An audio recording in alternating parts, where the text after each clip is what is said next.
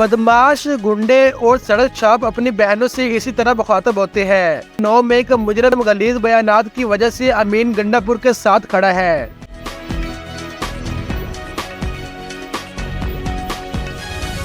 पंजाब के सीनियर सूबाई वजीर मरियम औरंगजेब ने कहा है कि 9 मई का मुजरिम इन्हीं गलीज बयानात की वजह से अली अमीन गंडापुर के साथ खड़ा है।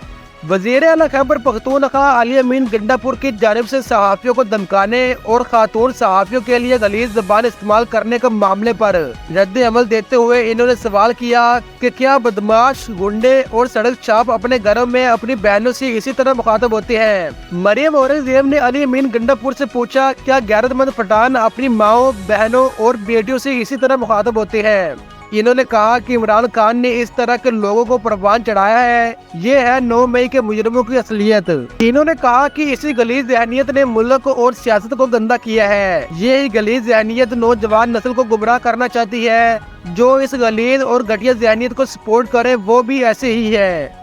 मरियम औरंगजेब का कहना था कि इन्हीं गलीज बयानात की वजह से 9 मई का मुजरिम कहता है कि मैं अमीन गंडापुर के साथ खड़ा हूँ। ये लोग मुआशरे की गलाजत के जिम्मेदार हैं।